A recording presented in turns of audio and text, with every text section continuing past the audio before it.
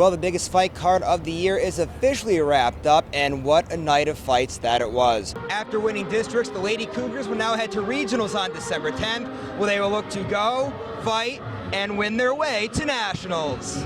But I can't tell you that there's one list in MMA that UFC lightweight Gregor Gillespie sits at the top of, with no questions asked. Following another district championship, the Lady Cougars will now try to make a run towards a second straight state title game. And there's another possible GOAT on the card, as Amanda Nunes, the champ, will be taking on Holly Holm for the women's bantamweight championship. And, oh, thanks for the little points and shout outs to me too. I'm awesome, I guess, too.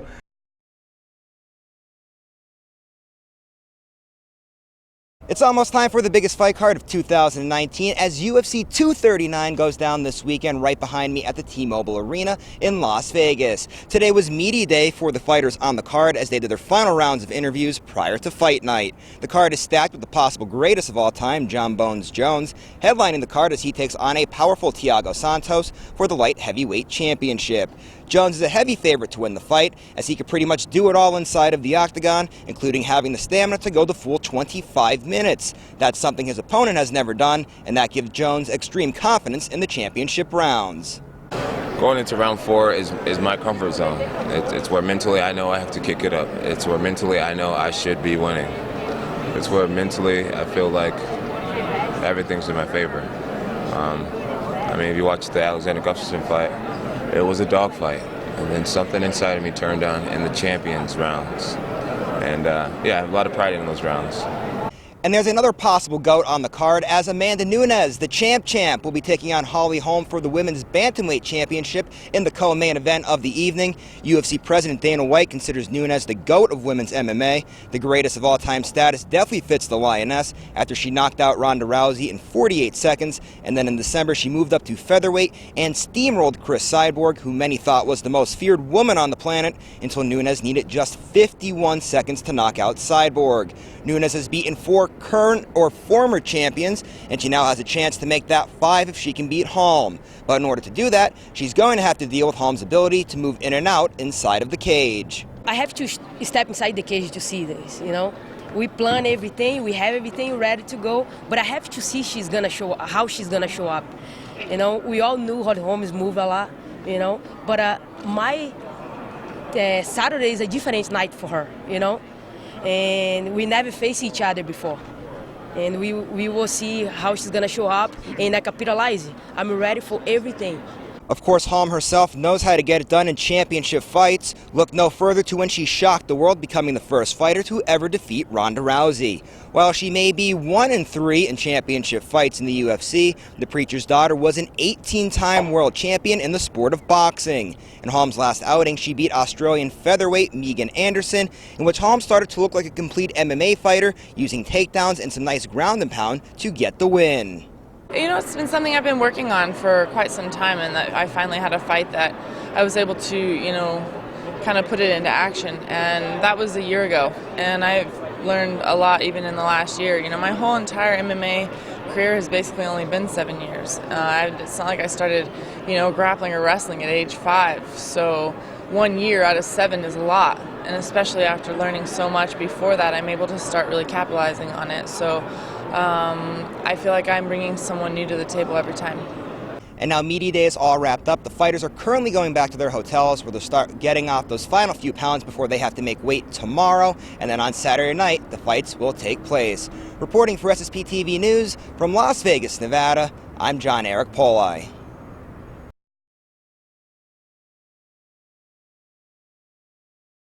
The distance between Lock Haven University and the Pocono Raceway is 118 miles. And for members of the Lock Haven University Alumni Association, they made the 2-hour trip to Long Pond and held a tailgate prior to Sunday's Gander Outdoors 400. It's an event that kind of encompasses all of our communities. We have alumni, we have students, we have faculty, and we have the surrounding Lock Haven community. It's an event that we wanted to bring all of our populations together.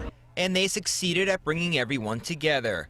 And while everyone was enjoying their time, they were also there to cheer on Landon Castle, who was driving the Lock Haven University car. We wanted to try to find a unique way that was kind of outside of the box to do something that's completely different. There's only one other university that's done NASCAR kind of as a marketing tool, and we're kind of hoping that it catches on, and just a unique way to catch the people's eye. Castle is originally from Iowa, and he admitted that he really didn't know too much about Lock Haven, besides for their strong Division I wrestling program throughout the years. But Castle was very thankful for his new sponsor and the care package that they sent to him prior to the race. I got a really cool care package from Lock Haven University that had the hat and the shirts and golf polo and a couple stuffed bald eagles for my kids, and my 3-year-old son Beckham.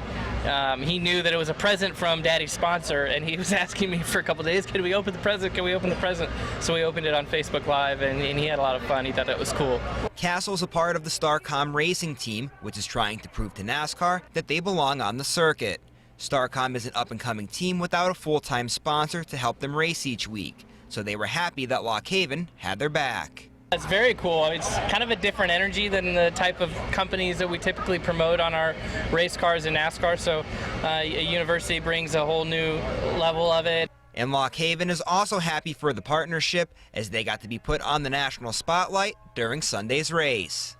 It's super exciting. I mean, just the branding alone and being able to see the car out there, I think it's a really cool experience, and it's going to really resonate for a lot of folks maybe sitting at home on their couch, or just maybe Lock Haven alums or local people that are in the crowd today are going to see that car, and I think that's really going to help our cause.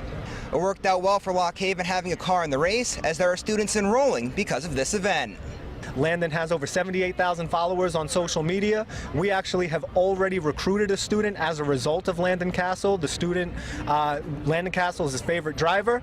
He found out Lock Haven University was sponsoring Landon. Kid decided to come up, take a tour of the university. I actually met with him and his father this past week. Direct quote from the father, looks like we have a winner, so thanks Landon. The Tricky Triangle saw a lot of action throughout the weekend, and Castle was in the middle of all of it. And now Lock Haven views Castle as a bald eagle ambassador. Do you want to go to college there in Pennsylvania? Yeah! Landon is 100% an ambassador for Lock Haven. Yesterday during qualifying, I saw some pictures of Landon actually walking around wearing the Lock Haven University shirts and hats, and just from everybody that's been down in pit row has just said how awesome he's been. He's been great on his social media, and we're just really excited to have the chance to work with Landon.